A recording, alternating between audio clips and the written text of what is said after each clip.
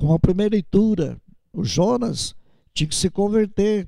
Ele não achava que os babilônios, que Nínive merecia a pregação da palavra de Deus. Ele teve que fazer grande mudança, ser jogado no mar, ser engolido pela baleia, ser cuspido na praia. Aí ele entendeu que o projeto de Deus tem que acontecer, filho. Não são as nossas razões. Então, converter, mudar a mentalidade, os nossos valores, é reequacionar a vida, o modo como Deus passa a estar no centro da existência do homem. Então, não é possível que esse mundo novo de amor e de paz se torne uma realidade sem que o homem renuncie ao egoísmo, ao orgulho, à autossuficiência, ao ter, ao poder e ao saber. Acreditar, então, não é apenas um conjunto de verdades. Nós não estamos acreditando no Jesus filósofo, Jesus pensador, mas aderir à pessoa dele. Como domingo passado, onde moras, venha e veja. Então, a convivência com Jesus é aderir a uma pessoa, é escutar a sua proposta, é acolher no coração, é fazer dessa pessoa o guia da própria vida. Então, acreditar nessa boa nova, boa notícia da salvação, da libertação, que é o Evangelho. E isso vai exigir, então, a nossa conversão, adesão a esse projeto. Então, é no comportamento que acontece o sacramento. Então, o homem novo, a nova mentalidade, os novos valores, como Jonas, né? Mudou-se, aceitou, foi para Nínive. Então, nasce aí um homem novo, amar o próximo. Então, viver, né? Superando o egoísmo material, é o homem novo dentro de nós. Converter-se é mudar os seus esquemas de vida, a forma como a gente vive, acredita no mundo dos valores, mas agora o valor do Evangelho tem que ser maior do que nós.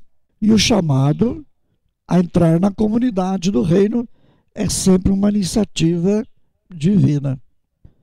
Não foram os discípulos que escolheram Jesus, foi Jesus que escolheu os discípulos. Então, esse chamado é sempre categórico, exigente, radical.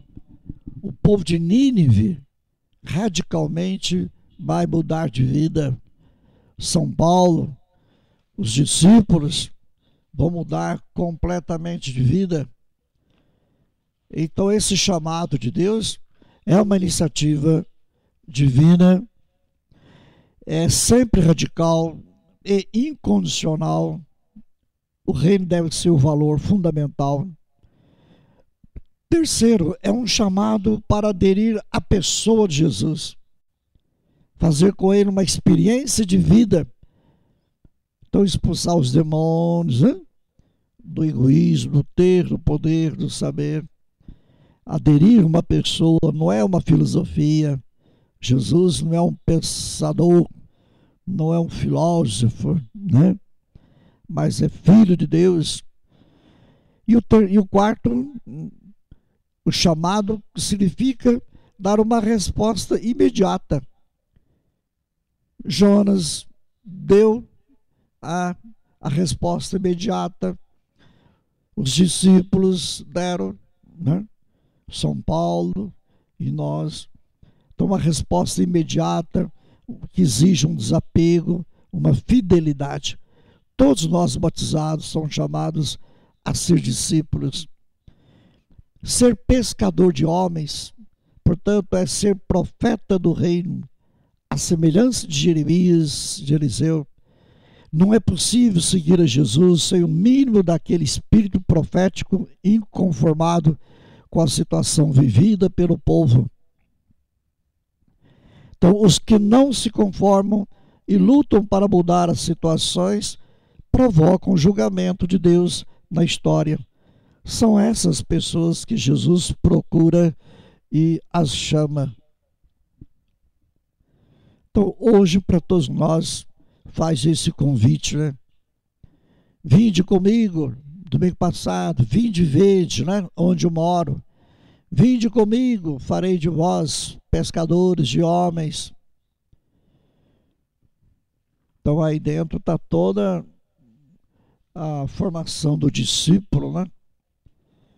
O que é o reino de Deus, as exigências, totalidade.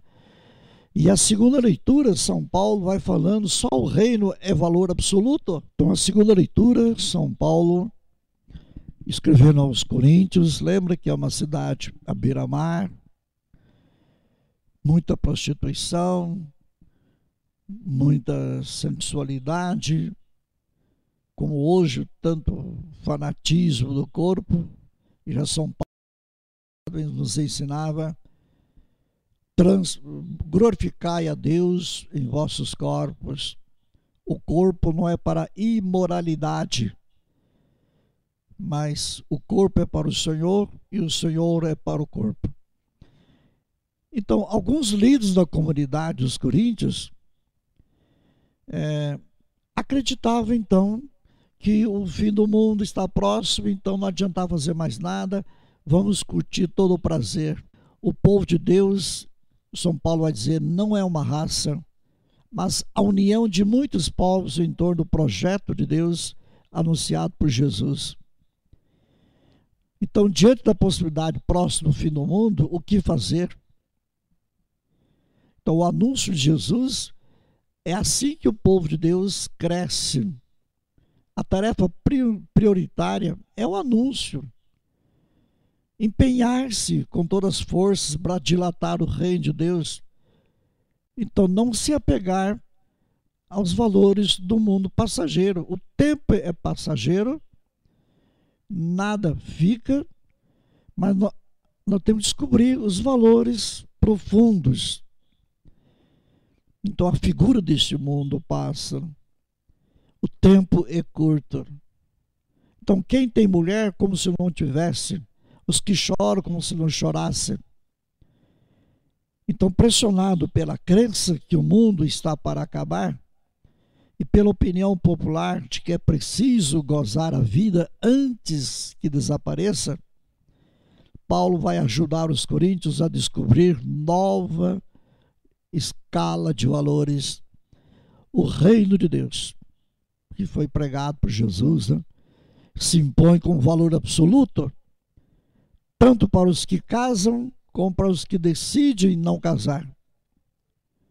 Então, tanto para o celibato como para o casamento, o valor maior é ser discípulo do reino de Deus.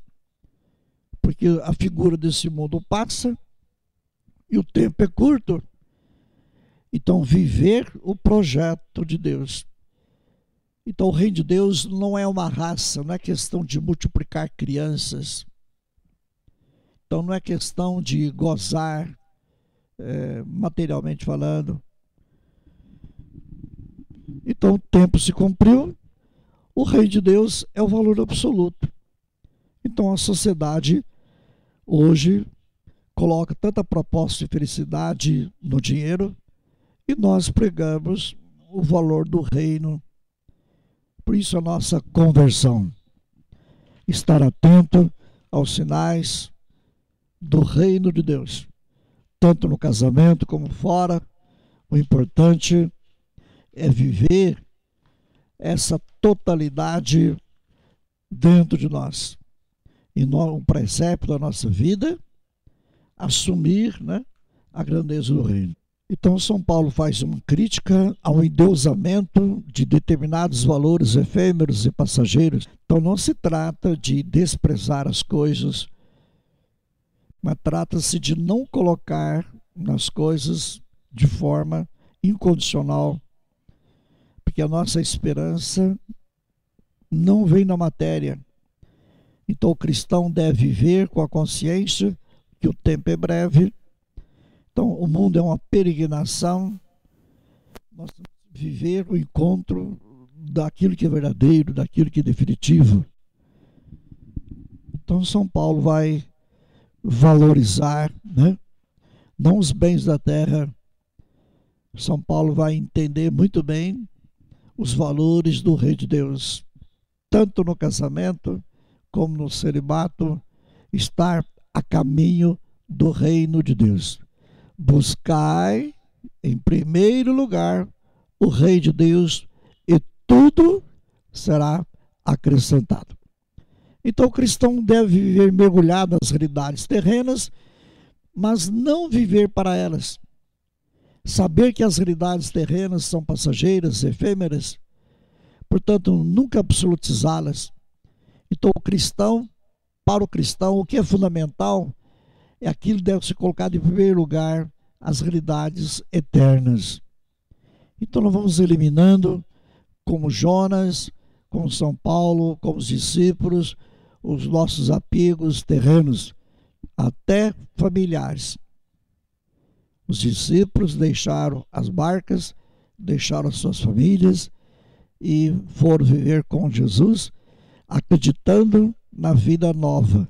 Portanto, o reino de Deus já está entre nós.